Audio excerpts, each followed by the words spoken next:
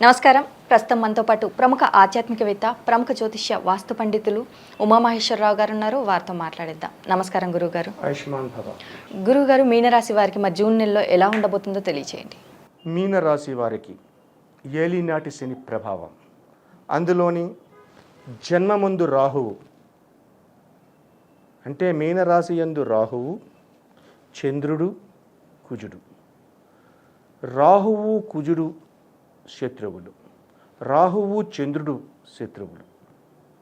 ఇటువంటి ఫలితములు ఉన్నాయి.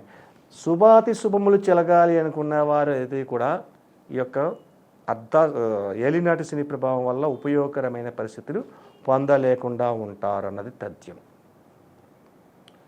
ఇబ్బందికరమైన పరిస్థితులు పొందుతున్నారు. పైకి నవ్వుతూ కనబడుతున్నారు, ఆనందకరంగా కనబడుతున్నారు, ఎంతో ఆరోగ్యకరంగా కనబడుతున్నారు, లేనిపోయిన అనారోగ్యాలు కొని తెచ్చుకుంటున్నారు, ఇబ్బందికరమైన స్థితిలో పొందుతున్నారు. చాలామంది జ్యోతిష్యులు ఈ మీనరాశి వారి 100 కోట్లు సంపాదించేస్తారు, వీళ్ళ మాటకు తిరుగులేదు, అది లేదు ఇది లేదని చెప్తున్నారు. ఆ 100 కోట్లు ఎవరికి వస్తున్నాయో ఎవరికి తెలియటం లేదు.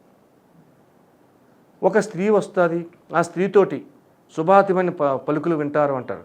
ఏ స్త్రీ వల్ల శుభ పలుకులు పలికింది లేదు ఎవరు కూడా. మానవ జన్మ చరిత్రలో స్త్రీని తల్లిగా చెల్లిగా చూసినంతసేపే శుభ ఫలితములు పొందగలుగుతాడు. అటు కాకుండా కాముక దృష్టితో చూసినవాడు ఎవడైనా నాశనం అయిపోతాడు. ఇది శ్రీకృష్ణుని శాపం. శ్రీకృష్ణ పరమాత్ముడికి 60,000 మంది గోపికా స్త్రీలు, అష్ట భార్యలు కలిగి ఉన్నారు అని ఒక రొమాంటిక్గా చెప్తారు. తప్పది.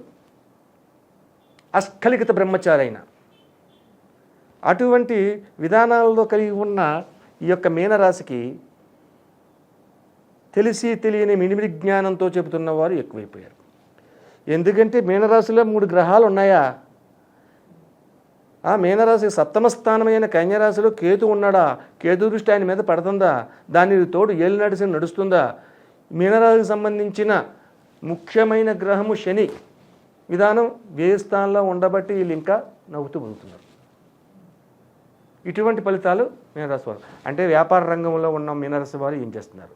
వ్యాపారాలు చేసేస్తున్నారు, లాభాలు వచ్చేస్తున్నాయి. ఎంతవరకు లాభం వచ్చింది? 100 అనుకున్నది 50 వచ్చింది.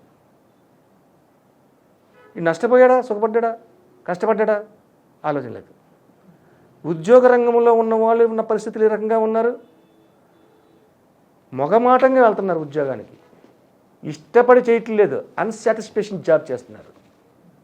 సాటిస్ఫాక్షన్ జాబ్ చేయట్లేదు మీనరాశిలో ఉన్న వాళ్ళు ఎవరైనా సరే. అటువంటి శుభదాయకమైన ఫలితాలు పొందలేక, నవ్వలేక, ఏడవలేక పైకి నటిస్తూ ఉన్నదే మీనరాశి, జలతత్వ రాశి. ఈ యొక్క రాశి ఈ నెల దాటిన తరువాత ఉపయోగకరమైన ఫలితాలు పొందుతారు అనడానికి సంతోషిస్తున్నాం. కాబట్టి ఈ నెలాంతంలో కూడా, నెల రోజులు కూడా ప్రతి విషయంలోని ఎదుటి వ్యక్తిని నమ్మకండి, ఎదుటివారు చెప్పే మాటలను విశ్వసించకండి. నాకు ఏదో జరిగిపోతుంది, ఏదో వచ్చేస్తుంది అన్నది నిజం కాదు. ఏదీ రాదు. మనకి ఎంత ప్రాప్తం ఉందో అంతే వస్తుంది. లేనిది ఎంత ప్రయత్నం చేసినా రాదు. ఈ యొక్క ఏలినాటి శని ప్రభావం శుభకరమైన యోగము ఈ నెలలో ఇవ్వదు. ఏ రంగం వారైనా సరే నష్టాన్ని, కష్టాన్ని చవి చూడవలసిందే. కానీ అలాగని చెప్పి అబ్బా నేను చాలా బాధపడిపోతున్నాను, నాకు ఇంత కష్టపడిపోతున్నాను అని చేపరేళ్ళు. ఎంత కష్టమైనా నష్టమైనా నవ్వుతా, చిరునవ్వుతోటి ఎదిరికిస్తారు. చక్కని వస్త్రధారణ చేస్తారు. అలాగని కష్టాలు అనిపించేస్తున్నారంటే ఫుడ్కి లేకుండా ఉన్నారన్నా కాదు. చేసే పనికి సంపూర్ణమైన ఫలదాయకమైన ఫలితాన్ని పొందలేకపోతున్నారు. అటువంటి విధంగా ఉంది.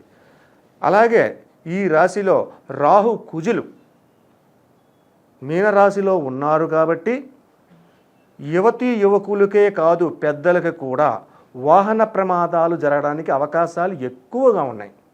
ఈ వాహన ప్రమాదాలు జరగకుండా ఉండాలి అంటే చేయవలసిన ఫలితాలు నేను విశదీకరిస్తాను.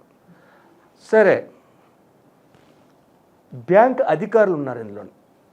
బ్యాంకులో పనిచేసేవారు, ప్యూను కానించి క్యాషియర్ దాకా లేకపోతే ఎండి దాకా కూడా కలిగే ఫలితములు ఏంటంటే, నష్టదాయకమైన ఫలితములు ఈ నెల 20వ తారీఖు లోపున పొందడానికి అవకాశం ఉంది. ఇది మాత్రం గుర్తుపెట్టుకోండి. ఈ నెల 20వ తారీఖు బ్యాంక్ అధికారులు ఎవరైనా సరే నష్టదాయకమైన ఫలితాలు పొందుతారు. పై అధికారుల వలన నిందలు అపనిందలు మోయడానికి అవకాశం ఉంది. అంటే అన్ని రంగాల వారికి చెప్పలేదు. బ్యాంక్ అంటే ధనానికి సంబంధించిన విధానం. మోసకారితనంగా చేసిన ఎవరైనా జరిగిన నష్టానికి చవి చూడవలసిన పరిస్థితి 20వ తారీఖు లోపు. కాబట్టి బ్యాంక్ అధికారులు జాగ్రత్త పడాలి. సరే, మీనరాశి వారికి ఏలినాటి శని ప్రభావం తోటి కష్టాలు నష్టాలు సంప్రాప్తమవుతున్నాయి. అనుకున్న దాన్ని అనుకున్న విధంగా చేయలేకపోతున్నారు.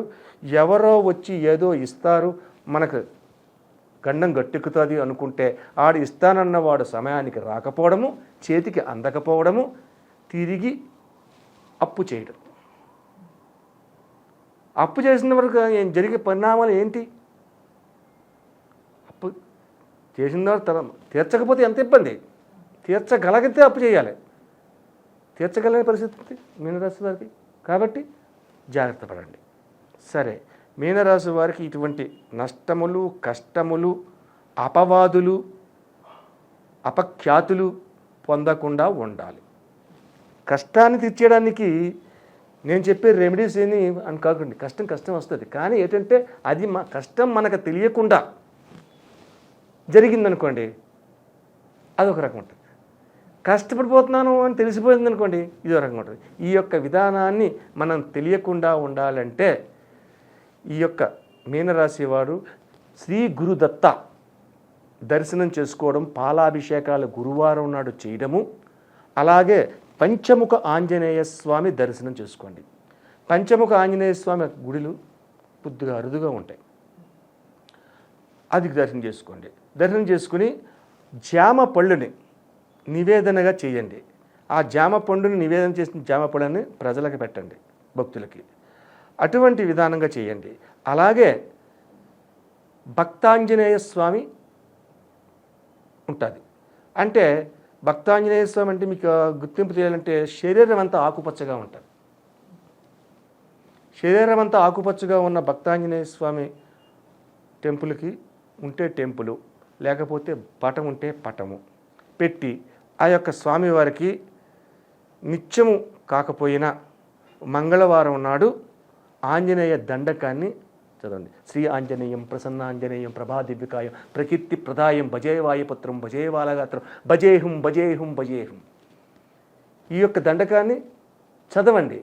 ఎందువల్ల అంటే ఆంజనేయ స్వామి దగ్గరికి శని భగవానుడు రాడు. ఏలినాటి శని ప్రభావం నడుస్తుంది కాబట్టి ఆంజనేయునికి ఈ విధమైనటువంటి చేస్తామో అది రాదు. అలాగే దత్తాత్రేయుడు 4 వేదములను దగ్గర పెట్టుకుని, అంటే సునక రూపంలో ఉంటాయి. దత్తాత్రేయుడు దగ్గరికి వెళితే 3 తలలు ఉంటాయి స్వామివారికి, 4 వేదములని కుక్కలాగా ఉన్నట్టుగా ఉంటాయి. ఆయన ఒక వ్యసనపరుడుగా, ఒక త్రాగుబోతుగా కనిపిస్తాడు. కానీ కాదు. తదుపరి దత్తాత్రేయ విజయం అంటే శని భగవానుడు కూడా దత్తాత్రేయుడి దగ్గరికి వెళ్ళడానికి అర్హత లేదు. అందుకని చెప్పేసి ఈ పరిహారాన్ని చేసుకోవాలి. ఈ దత్తాత్రేయుడిని పాలాభిషేకంతో ప్రసన్నతత్వం పొందాలి. ఆ తదుపరి వ్యవహారాన్ని ఈ రకంగా నడుపుకుంటూ రావాలి. ఇలాగ ఎప్పుడైతే చేస్తారో ఈ యొక్క మీనరాశి వారికి కలుగుతున్న అపజయములు అపవాదములు అపఖ్యాతులు ఇటువంటివన్నీ తొలగి తెలియకుండా జరిగి ఈ నెలాంతం వరకు కూడా కొన్ని కష్టములు అనుభవించవలసి ఉన్నా ఇవన్నీ తెలియకుండా జరుగుతాయి. శుభయోగమైన ఫలితాలు మరుసటి నెల నుంచి మీనరాశి వారు ఒక చక్రం తిప్పుతున్నారు. అప్పుడు చెప్పుకోవచ్చు మీనరాశి వారికి 100 కోట్లు వస్తాయి 1000 కోట్లు వస్తాయి అంటే పోనీ రావడానికి అవకాశం ఉందలే అని చెప్పేసి అప్పుడు అనుకోవచ్చు. కానీ ఇప్పుడు కాదు. ఈ నెలాంతరంలో ఏమీ లేదు. ఇప్పుడే కాదు, ఈ ఏలినాటి శని ప్రభావం మొదలెట్టి 5 నెలలు 6 నెలలు అయింది. అప్పటి నుంచి ఇలాగే ఉంది. కాబట్టి ఏలినాటి శని ప్రభావంలో భాగతత్వం తగ్గాలి అంటే ఈ జూన్ నెల వెళ్ళి మే నెల ఏప్రిల్ నెలలో పడ్డ కష్టాలు జూలై నెలలోకి వచ్చేసరికి అంటే ఆషాఢ మాసం ఎప్పుడైతే ఎంటర్ అవుతుందో ఆషాఢ మాసం వచ్చిన తర్వాత నుంచి కూడా ఈ విధానాన్ని తొలగి శుభదాయకమైన ఫలితములు అప్పుడు మీనరాశి వారి ఉంటాయి. అలాగే గురుగారు, మీనరాశి వారికి జూన్ నెలలో ఎలా ఉండబోతుంది, అలాగే వీరు పాటించాల్సిన పరిహారాలు ఏంటనేసి చాలా చక్కగా వివరించారు. ధన్యవాదములు. ఆయుష్మాన్ భవ.